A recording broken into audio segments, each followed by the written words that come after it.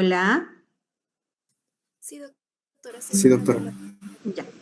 Bueno, vamos a empezar un tema muy importante y es un tema que generalmente lo van a ir repasando a lo largo de todo lo que es la materia, de todas las diferentes materias, sobre todo las materias quirúrgicas, ¿no? Que es la cicatrización. Este tema ya lo vieron en fisiopatología, en fisiología principalmente, ¿no? Porque esto es el día a día de las heridas, la curación de heridas, la cicatrización. Y obviamente, ¿quién no ha tenido una huella en su vida, ¿no? Una caída, un accidente que nos ha dejado casi todo el mundo una huella. Bueno, voy a empezar con esta frase de Marcel Proust que dice: el verdadero viaje del descubrimiento no es descubrir nuevos parajes, es mirar los ya conocidos con otros ojos. Vamos a ver a lo largo de todo este tema que hay muchas cosas que quedaron en desuso para la curación de heridas, pero que nuevamente se las está volviendo a utilizar, obviamente modificadas para la ayuda del tratamiento de estas. Entonces, prácticamente lo que son los tratamientos son unas reingenierías. Nada, digamos, se desecha, todo nuevamente se vuelve a transformar, ¿sí? Entonces, como les decía, todos tenemos en algún momento de nuestra vida una huella, haya sido por una caída, un accidente, en formas de cicatrices pequeñas o grandes, dependiendo de la magnitud del trauma. A nivel mundial, el porcentaje de haber sufrido una herida, ya sea por cirugía, por accidente, a nivel mundial, la población mundial es del 30%. ¿Qué es la cicatrización de heridas? Es un proceso de alta complejidad orientado a recuperar la integridad del tejido, permitiendo su regeneración y restaurando sus funciones.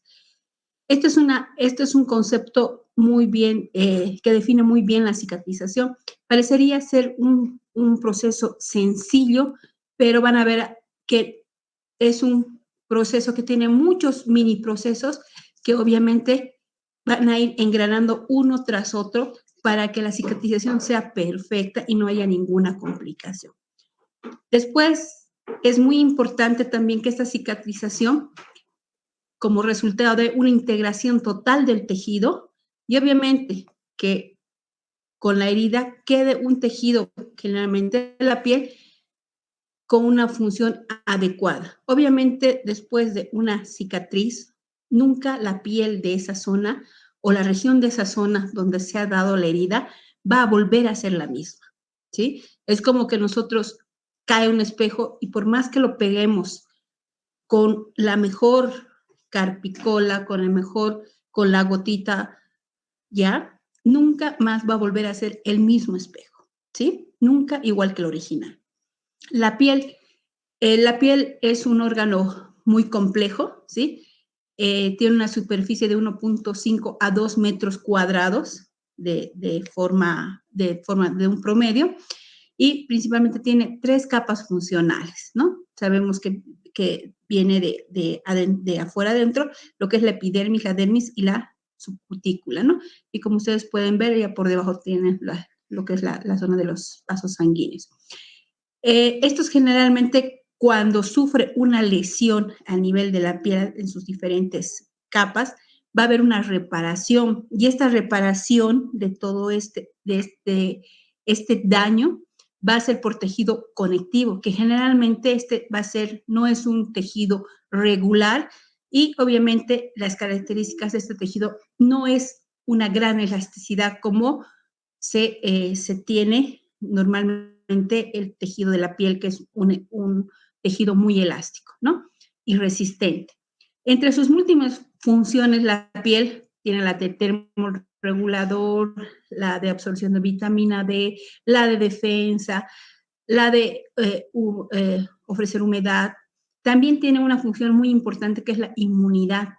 También esta es una barrera que nos va a ayudar a poder controlar el ataque de los microorganismos a nivel de esta región, ¿sí? Las fases de la cicatrización, obviamente ya sea se da la herida, sea de tipo quirúrgica, sea una herida contuso cortante, una herida traumática, entonces va a ser el primer paso, el cual va a a dar paso a que se realice una herida después del trauma, el tipo de trauma diferente, y de acuerdo al tipo de herida va a sufrir las reparaciones. Ya, hijo. Perdón. Entonces va a sufrir, o sea, va a cambiar un poco el tipo de reparación. No es lo mismo una herida limpia, ¿ya? Una herida en la cual nosotros de forma aséptica, una previa antisepsia, se realice de forma regular, con un bisturí, obviamente cuidando las formas, cuidando el tejido, la pulcritud y todo. La cicatrización o la reparación que una herida que esté infectada o contaminada, ¿sí? Entonces también va a depender mucho el tipo de reparación de acuerdo al tipo de heridas que tengamos frente para hacer el tratamiento. Después va a pasar obviamente por varias fases, son 5 fases las fases de la cicatrización, y va a terminar o va a culminar con la curación, ¿ya? Obviamente para que se dé la curación va a haber una cascada de acontecimientos sumamente regulados, o sea, va a empezar una fase y cuando esté por terminar otra fase va a empezar la otra y obviamente van a ser regulados, ¿no? O sea, como cronometrados. En realidad van a ser 5 fases que de forma metódica, de forma académica se les enseña, pero en la realidad generalmente son solamente tres fases, ¿ya? Que es la inflamatoria, que es la de proliferación y obviamente la de remodelación, ¿no? Entonces las últimas o las 2 intermedias se sumarían a estas 3. Entonces tenemos aquí la primera, la respuesta vascular y la coagulación de la sangre, o la fase de coagulación que le llama, la de inflamación, que obviamente para temas académicos se las divide, pero al final terminan siendo una encima de la otra, ¿sí? La otra fase es la formación del tejido de granulación, donde el principal componente va a ser la reparación de la dermis. La otra es la de la epitelización, ya que estas dos irían juntas, la formación del tejido de granulación, tanto de la reparación de la dermis como la formación de la capa por encima de la dermis, que es la epidermis. Y por último, la tercera gran fase, que es el remodelado del tejido cicatricial. Vamos un poquito explicado con estos dibujos, ya, fase por fase. La fase o la respuesta vascular y la coagulación de la sangre, como ustedes ven acá, tenemos los muñequitos y tenemos aquí una ruptura, ¿no? Entonces, para nosotros, esta es la ruptura o la lesión a nivel de lo que es la piel, que sería la herida, y vemos que hay una fuga. Obviamente que la primera fuga que va a ser sanguínea, ¿sí? Los vasos sanguíneos obviamente van a estar dañados, y lo primero que se debe hacer, y lo que nuestro organismo hace, es el mecanismo de limpieza. Obviamente va a tratar de detener esta fuga, pero va a tratar de que todos estos bordes que queden sean limpios. Y por lo tanto también se va a dar lo que es la contracción vascular. Mediante la contracción vascular el mismo organismo va a hacer que esta salida de líquido o de sangre también vaya disminuyendo, ¿no? Y por último van a ir al apoyo lo que son las plaquetas para poder realizar el tapón, como vemos aquí, y luego se va a dar la formación de la fibrina. Entonces, como vemos aquí, todos han ido sumando desde primero las células sanguíneas, se va a dar la contracción vascular, las plaquetas y la fibrina, que son los elementos celulares, los cuales van a tener que su acción en esta fase, la primera fase, que se llama respuesta vascular y coagulación de la sangre. Entonces, como ven aquí en este cuadro, ven la fase vascular. Primero hay una ruptura del vaso, hay hemorragia, ¿sí? Y se va a dar tres componentes que van a ir a ayudar a que se detenga esta hemorragia. La vasoconstricción, la fibrinolisis, la formación de fibrina, y la producción de plaquetas, ¿no? Que son los 3 elementos que van a ayudar a que pueda hacerse el coágulo, como vemos acá. De ahí se va a dar se va a iniciar el segundo proceso, ya cuando aquí, después de realizarse, de formarse el coágulo, ¿ya? Y la acción de la fibrina, se va a dar el edema el edema en esta zona, ¿no? Y aquí inicia la fase de la inflamación, que es la segunda fase, ¿sí? Esta fase, como vemos aquí, ya hemos tapado o ya se ha controlado el sangrado, que era la parte un poco más urgente de control en la primera fase. Y en la segunda fase nos da la opción de, primero, ver que no hay un exudado, ¿ya? Ver la formación o no, o la colonización de microorganismos en esta zona, ¿sí? Como vemos aquí, estamos haciendo como una limpieza, y aquí van a haber 2 o 3 principales elementos celulares, los leucocitos, ¿ya? Que son las de fase reactante, las de defensa, principalmente los neutrófilos y los macrófagos, ¿ya? Y para realizar una limpieza, ¿para qué? Para que toda esta zona que se ha logrado detener de la lesión de la herida pueda estar limpia, libre de microorganismos y los detritus, para que pase a la tercera fase. En esta fase también van a actuar lo que son las plaquetas y las células inflamatorias, que van a liberar mediadores, principalmente los factores de crecimiento, las interleucinas, ¿ya? Y, por lo tanto, en esta fase va a empezar la fase de la curación. La tercera, como vemos acá, la inflamación temprana, va a haber una vasodilatación, va a haber un edema, se va a activar la cascada del complemento, todo lo que es el proceso inflamatorio, va a haber liberación de histocina, ¿ya? Va a atraer, aquí vienen los neutrófilos, los fagocitos, para llegar a hacer la limpieza y limpiar la zona de detritus y de microorganismos. Se va a dar la segunda fase, que es la inflamación tardía, los cuales también van a ser ayudados por los monocitos y los macrófagos. Y aquí ya van a empezar la fase de la curación con la ayuda de los queratocitos y los fibroblastos y las células endoteliales, y los cuales van a dar inicio a la tercera fase, que es la fase de proliferación, o también llamada tejido de granulación. El principal mecanismo aquí va a ser la reparación de la dermis, doctores, ¿sí? Entonces, aquí vamos a tener diferentes células que van a trabajar. Los macrófagos, ¿ya? Van a ser como mediadores para poder dar la reparación de la dermis.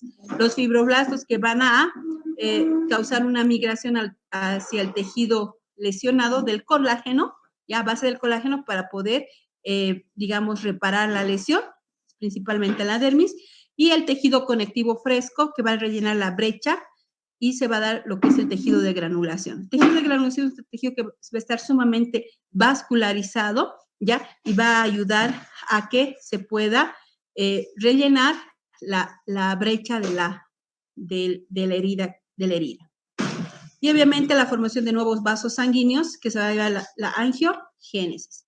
Va a dar paso a la cuarta fase, que es la de la epiteliciación, que obviamente, al igual que la anterior, va a dar la formación de una nueva epidermis, la capa que va a estar por encima. Como vemos aquí el dibujo, hemos ido de abajo o de dentro hacia la reparación, hacia fuera. Aquí directamente se va a dar como objetivo la restauración de la barrera de la piel, de la epidermis, y aquí principalmente se va a dar la proliferación de los queratinocitos, ¿no? Los cuales van a ayudar a que se pueda formar nuevamente la epidermis. Y la migración de ambos bordes de la herida y los folículos pilosos a cerrar la herida. Y por último, la quinta fase va a ser el remodelado del tejido cicatricial, ¿sí? El cual, como vemos aquí, 2 minutos. Rafael, por favor, anda ya. Va a disculpar. En el remodelado prácticamente ya se ha ido cerrando la brecha de dentro a afuera, ¿sí? Y aquí lo que va a ser como un ordenamiento de las fibras, de los fibroblastos, ¿no? El tejido recién formado, como les decía, por más que hemos usado una excelente técnica, el mejor hilo, la mejor sutura, todo lo que ustedes quieran, nunca va a ser igual a la original, ¿sí? Generalmente va a afectar la epidermis cuando no va a haber una cicatrización, o sea, aquí en la epidermis realmente no va a haber una cicatrización, va a haber solo una regeneración. Es por eso que también la piel que sufra una herida jamás va a volver a ser igual a la original, ¿sí? Y eso no pasa mucho con la dermis, la segunda capa. Esta sí realmente ahí se va a dar la cicatriz y va a ser lo más parecido a una reparación normal, ¿sí? Como vemos aquí en los ejemplos A, B, C, D y E. La B prácticamente está normal, es como la original. Mientras la A, donde vemos que se ha pasado la cerca, el coche, tratamos de reparar de diferentes maneras, ¿sí? Cruzando las barras en el C, vemos que no es lo mismo. Más seguido, pensamos en el D que si lo hacemos menos seguido, ¿ya? Pero igual vemos que hay fuga. Y en el E es más desordenado, mucho más seguido, y obviamente estamos pasando hasta el nivel superior de donde debería ser la barda, ¿no? Entonces, prácticamente son dibujos los cuales simulan un poquito y nos puedan ayudar a ver los diferentes tipos de cicatrización y las complicaciones en las diferentes fases, ¿sí? Los trastornos de la curación de la herida pueden propiciar una formación cicatricial insuficiente o excesiva. Excesiva en el ejemplo E y deficiente en el ejemplo D, ¿sí? En el D o en el A. Entonces, si se dan cuenta, no es un proceso tan fácil, es un proceso complejo porque las fases tienen que ir una detrás de otra y cada evento tiene que tener un evento anterior que pueda dar paso al siguiente, ¿sí? Y si hay alteraciones en esta coordinación, por lo tanto, también va a haber complicaciones, ¿sí? Ahora, vemos por ejemplo, acá, en este cuadro, cómo se van activando los diferentes tipos celulares. Miren, son días. Acá tenemos en lo que es las coordenadas los días, ¿ya? Y tenemos entre el primer y segundo día de la cicatrización, que va a estar dada hasta el cuarto día por el proceso de la hemostasia y la inflamación, tenemos la actuación principalmente de las plaquetas, los neutrófilos y los macrófagos. Ya entre la tercera y cuarta fase, que va a ser a partir casi del cuarto día hasta el 15º día, ¿sí? Donde se va de la proliferación, la angiogénesis, la síntesis del colágeno, ¿qué tipos celulares van a actuar? Van a actuar los fibroblastos, van a actuar las células endoteliales, los macrófagos y en alguna cantidad los neutrófilos. Y ya la última fase, que va a ser mayor a los 15 días, que se va a dar la epitelización, la contracción, la remodelación, que puede ser meses o años, van a estar dados por los queratinocitos, ¿sí? Algo de fibroblastos y las células endoteliales. Vemos aquí en esta otra gráfica el volumen de la cicatrización y obviamente versus en lo que son las coordenadas, el tiempo de la cicatrización. Hasta más o menos los 2 meses, ¿ya? Obviamente el volumen de la cicatrización, ¿qué quiere decir? El volumen de la herida, de la cicatriz, va a aumentar hasta más o menos, si vemos aquí, hasta los 2 meses. Va a tener una meseta hasta más o menos los 3, 4 meses y de ahí va a empezar a decrecer para que más allá de los 8 meses se aplane. Esta curva que ven ustedes aquí punteada es una cicatrización normal, ¿ya? Entonces, es esperable que hasta los 6, hasta más o menos 8 meses, esa cicatriz se vuelva plana y obviamente sea una cicatriz parecida a la normal piel que nosotros podríamos esperar, pero nunca igual, ¿sí? Pero si esta gráfica o esta curva vemos que hasta los 4 meses aún está muy prominente la herida, sigue aumentando la prominencia hasta más o menos los 6 meses, que para nosotros, cicatrización normal, ya debería haber aplanado esa herida, ¿ya? Y después recién empieza a bajar después de los 6 meses hasta hacerse un poco más plana, pero no totalmente. Después del año, estamos hablando de una cicatrización hipertrófica. Y la última, si vemos que esta el volumen de la cicatriz va en aumento más allá de los 6 meses, ya como vemos acá, iba a ser una meseta por lo menos hasta los 2 meses, pero así de forma grotesca el volumen, vamos a estar frente a una cicatrización queloidea. Esto va a depender también mucho de factores propios de cada paciente, ¿no? Va a depender de que si ese paciente tiene algunos factores que puedan hacer que la cicatrización sea peor o sea una cicatrización normal. Son factores que vemos como la nutrición, es muy importante, el hábito tabáquico o no del paciente, algunas alteraciones o enfermedades a nivel del colágeno, también la raza, o sea, el tipo de piel, la piel es más frecuente ese tipo de cicatrizaciones anormales, entre comillas, no normales, en pacientes con piel más oscura, ¿no?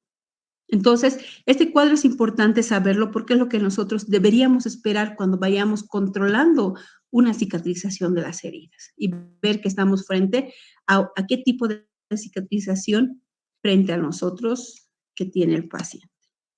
Las complicaciones de la cicatrización, obviamente eso va a tener que ver, como les decía, dependiendo de varios factores. Si ha sido muy deficiente o si ha sido demasiado eficiente. Entonces, ninguno de los dos extremos, ni el menos ni el más, lo que es la cicatrización, va a ser lo ideal, ¿sí? Por ejemplo, si tenemos una formación deficiente, lo primero que vamos a ver, han visto en las barras, prácticamente va a pasar contenido de un lado a otro de la herida. Entonces, vamos a tener una dehiscencia de la herida. ¿Qué quiere decir? Va a haber una separación de la herida, ¿ya? Y obviamente una ulceración. Y en algunas, y dependiendo del tipo de herida, si es una herida abdominal, si se abre la herida abdominal, ¿qué es lo que va a pasar? Puede haber una evisceración. Las vísceras que deberían estar contenidas pueden salir a través o protruir a través de esa herida que está dehiscente o esa herida que está abierta. Formación excesiva, el otro extremo, las heridas queloides y las heridas hipertróficas. Como vemos aquí hay un gran aumento en el volumen, ¿ya? Y también en lo que es el diámetro, aquí estarían frente a una herida queloide, ¿no? La contractura o hacer que esta herida haga que el tejido no sea tan elástico, o sea, que el tejido sea muy fibrótico y lo que va a hacer que esa zona esté como estirada, esté contraída, ¿no? Entonces, vemos acá también un tipo de herida normotrófica, ¿sí? Son heridas de grandes tamaños, sobre todo las secundarias. Estas complicaciones son en heridas por quemaduras, por escaldaduras, ¿ya? Generalmente van a sanar como una contractura, pero una contracción del tejido que va a ser en forma plana, ¿sí? Y obviamente dependiendo dónde quede, si es una zona funcional, también va a alterar el confort del paciente.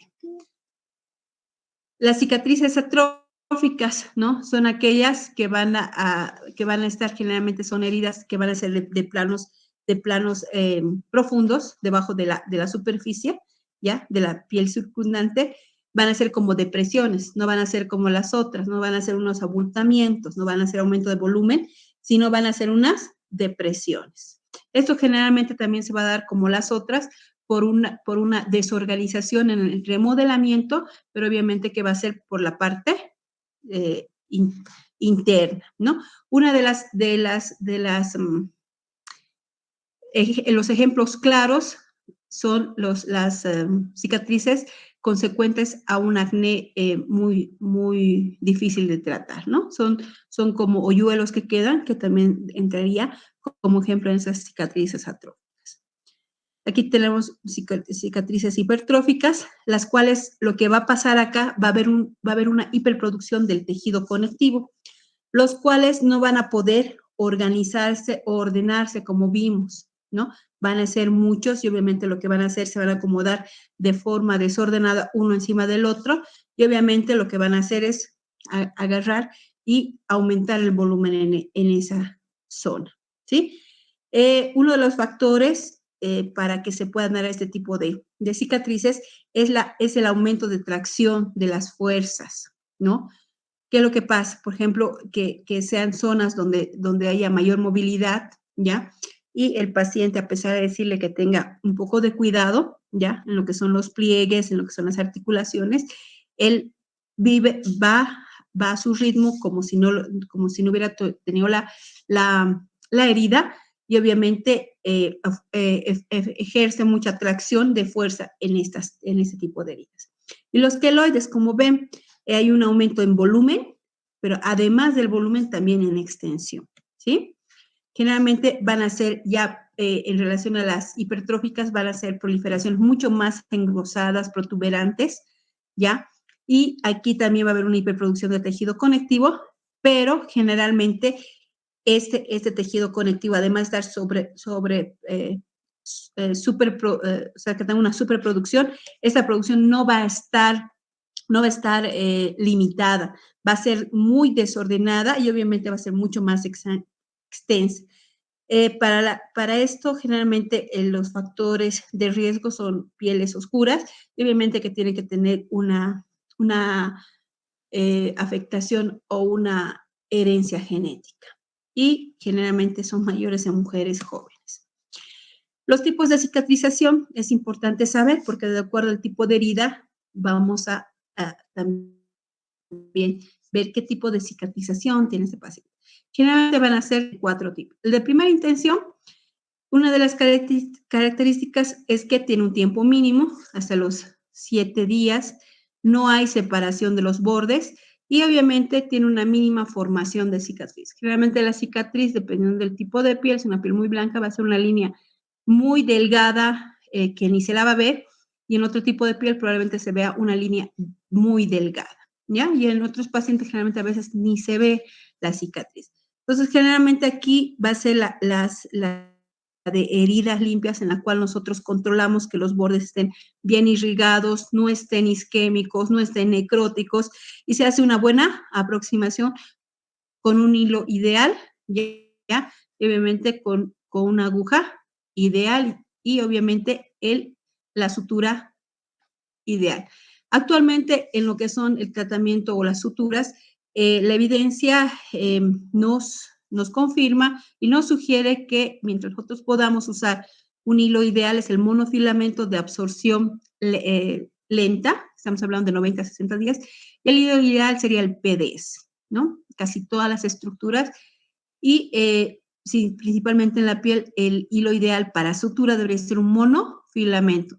Podemos usar un nylon, de preferencia de acuerdo al tipo de piel, del grosor de diferentes tipos de cero, ¿no? Entonces, como vemos acá, en el segundo recuadro se hizo la sutura, se ha unido totalmente el tejido, los bordes, y luego se hace el retiro de los puntos y prácticamente ambos bordes están ya cicatrizados, ¿no? No se olviden que la sutura solamente ayuda a mantener unidos los bordes, ¿sí? ¿Para qué? Para que se dé el proceso de cicatrización, las 5 fases que hemos visto, ¿sí? El otro tipo de cicatrización es la de segunda intención, en la cual generalmente una de las causas serían heridas infectadas, ¿sí? Contaminadas, van a ser heridas que van a tener algún grado de infección, por lo tanto, un trauma excesivo, también pérdida, como vemos acá, de tejido, ¿ya? Y obviamente va a haber un exudado que va a evitar que también se pueda acercar los bordes. Entonces, es un tejido, como vemos aquí, con algo de pérdida de sustancia, en la cual nosotros, aún aquí queriendo unir la piel, si ustedes se dan cuenta, va a ser difícil con el hilo. Usemos el hilo que usemos, ¿no? Entonces, generalmente aquí el proceso de cicatrización es lento porque vamos a tener que esperar que cierre de forma natural y obviamente nosotros ayudando a que se dé la formación de la neoformación. Tenemos que ir limpiando de los detritus y la infección y obviamente ir cerrando de adentro afuera, como vemos aquí en el ejemplo. Aquí generalmente lo que se espera es que el mismo organismo empiece a producir tejido que vaya cerrando de adentro afuera, ¿sí? Obviamente este proceso es lento y es muy largo, ¿no? Y el tipo de cicatriz, como podemos ver acá, que acá lo hemos acercado, se está acercando esta cicatriz, no con puntos, sino con SteriDrive, ¿sí? Vemos que la cicatriz después queda una cicatriz hipertrófica, no estética y no tiene muy buena, ¿cómo les puedo decir? No se la ve bien, ¿sí? El tercer tipo es un método seguro de reparación de las heridas contaminadas, sucias e infectadas con pérdida extensa de tejido. Generalmente, ¿qué es lo que hacemos nosotros? Se las deja abiertas y se las va curando, ¿ya? Y se las va prácticamente haciendo que vaya creciendo tejido bueno de adentro afuera, ¿ya? Y después, generalmente, ya cuando tenemos un buen tejido de granulación, podemos hacer un tercer tiempo en la cual podemos aproximar ya sea con un punto ambos bordes de la herida que está en buenas condiciones, ¿sí? Entonces, se dan cuenta aquí, prácticamente aquí el tejido el tejido que está, que hay en la sustancia, o sea, el tejido perdido es menor en relación al del segundo tiempo, ¿sí? Como para poder luego aproximar. Y la cuarta intención, generalmente estos se van a dar en quemados, ¿sí?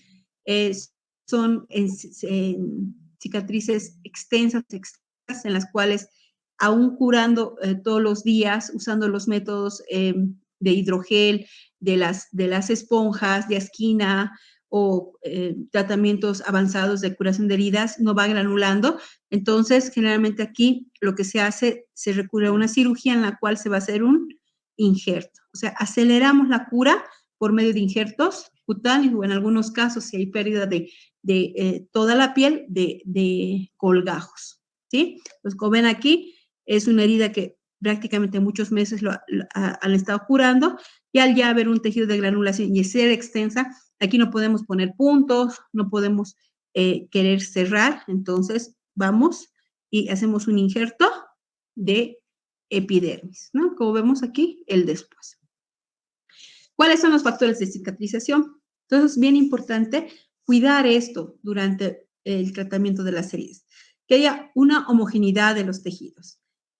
Es importante la elección del material de sutura, lo que les decía, ¿no? O sea, hay que tratar de usar los hilos ideales de acuerdo al tejido que nosotros vamos a suturar, ¿ya? Y eso también es importante, ir estudiando, ir leyendo la literatura para ver las diferentes investigaciones y las diferentes recomendaciones que siempre van a ser basadas en investigaciones y hacer lo que se llama la cirugía o la medicina basada en evidencia, ¿no? Evitar la torsión de los tejidos, ¿no? Porque imagínense si nosotros suturamos un tejido torsionado, imagínense cómo va a cicatrizar. La idea es que con la sutura o con el tratamiento que nosotros le demos a la herida, ambos bordes estén lo más afrontados posibles y obviamente rectos, ¿no? No torsionados. No tomar mucha cantidad de tejido cuando se realizan suturas en masa, ¿sí? Imagínense si es una capa muy gruesa de ambos bordes y tomamos solo la parte superior, vamos a dejar como un espacio que antes era virtual como espacio real. Aquí vamos a poder tener una complicación que se llama el seroma, que es la acumulación de exudado, ¿ya? Por debajo de la herida y obviamente esta no va a dejar que se repare la herida. No incluir folículos pilosos y glándulas sebáceas dentro de la dermis. En caso de incisión, respetar las líneas de Langer. Es muy importante cómo yo, si voy a hacer la herida, voy a operar, sepa cómo van las líneas de Langer y hacer en ese sentido, ¿no? Las líneas de Langer también son la dirección de las líneas de colágeno. Afrontar bien los bordes de la herida, lo que les decía, no puede ir un borde más arriba que el otro, tienen que estar afrontados uno al frente del otro. Evitar el cierre a tensión, eso es importante porque si nosotros vamos a cerrar esa herida como sea, o sea, vamos a cerrarla a tensión, vamos a evitar, esa herida va a estar estirada, 2, va a estar muy fruncida y 3, vamos a isquemiar esa zona, ¿no? Entonces, con esos 3 factores lo que vamos a hacer es que esa herida se necrose y obviamente tengamos complicaciones y que se pueda abrir la herida. ¿Cuáles son los nuevos horizontes? Si se dan cuenta, es un proceso muy complejo, muy difícil a veces de manejar, Cuando es una herida limpia, una herida que va bien, que a los 7 días viene el paciente, o al tercer día después de la cirugía, viene a curación, después en el postoperatorio citas a los 7 días y le quitamos los puntos, o si hemos decidido hacer una sutura intradérmica con un hilo que es de absorción, de absorción lenta, obviamente viene y la herida está en buenas condiciones, de buen aspecto y todo, es ideal. Pero ¿qué hacemos con aquellos pacientes que llegan entre el cuarto y quinto día, o cuando se ha ido a la semana, vienen con una herida abierta, con mucho exudado, abiertos, y o en el peor de los casos, eviscerados? Entonces, ese es el gran reto en lo que es la cicatrización.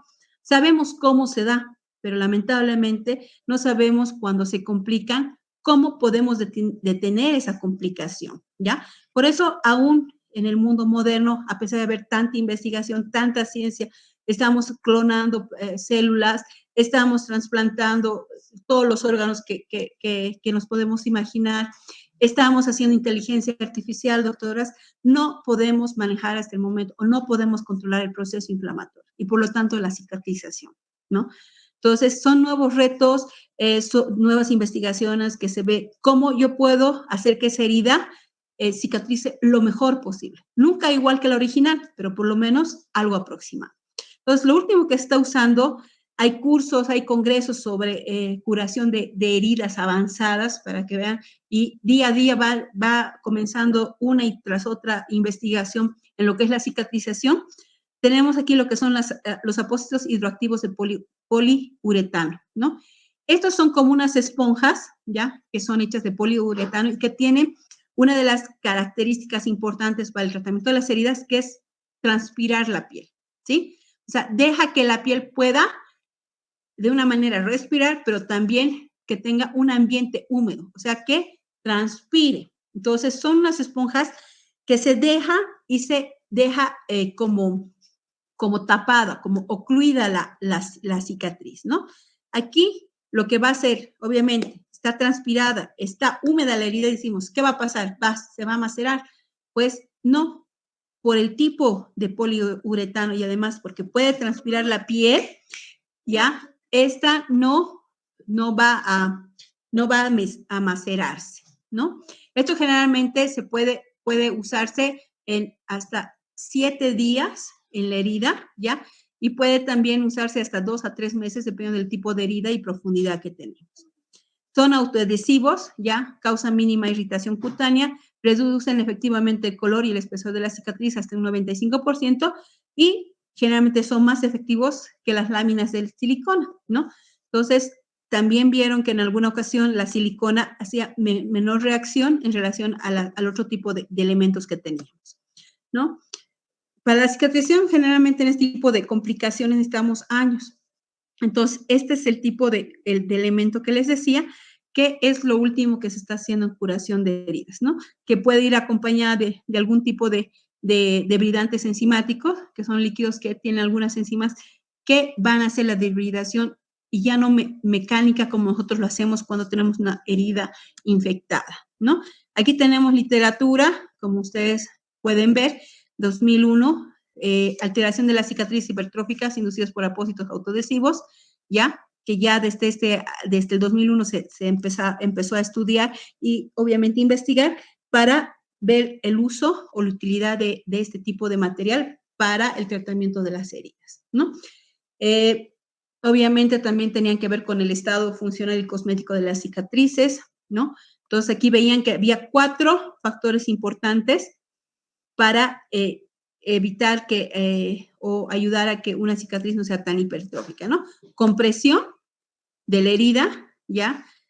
Compresión con apósito de silicona, el apósito hidroactivo de poliuretano solo y la compresión sola. Entonces, fue un estudio donde se hizo 4 grupos con estos diferentes 4 métodos para ver si la compresión más este tipo de elemento del poliuretano era mejor que los otros, ¿no? Aquí vieron que generalmente la combinación del apósito de poliuretano y la compresión, en este grupo los pacientes fueron los que menor cicatriz o menor posibilidad de cicatriz hipertrófica desarrollaron.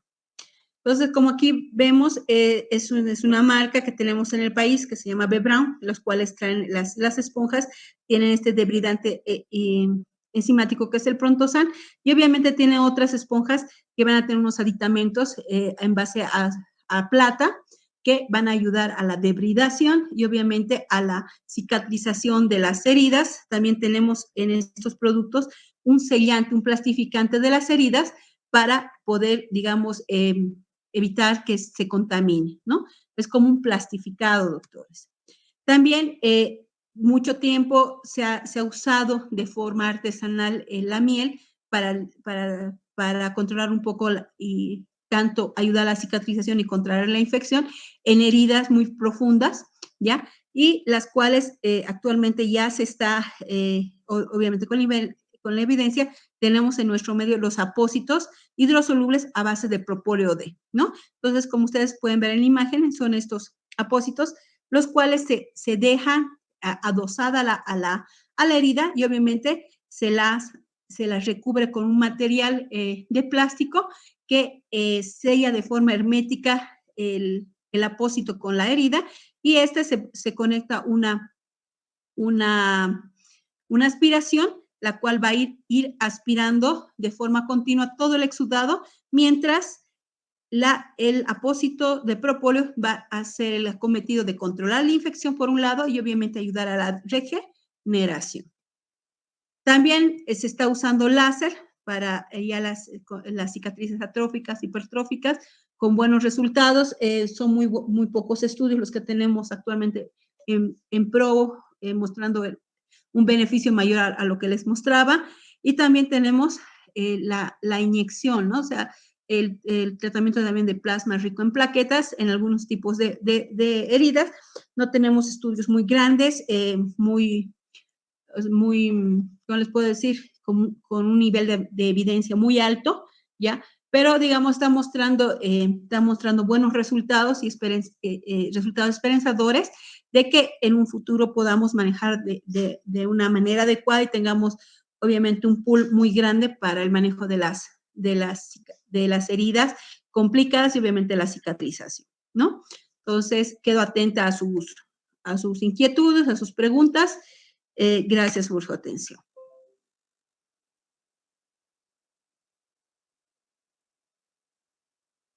Hola.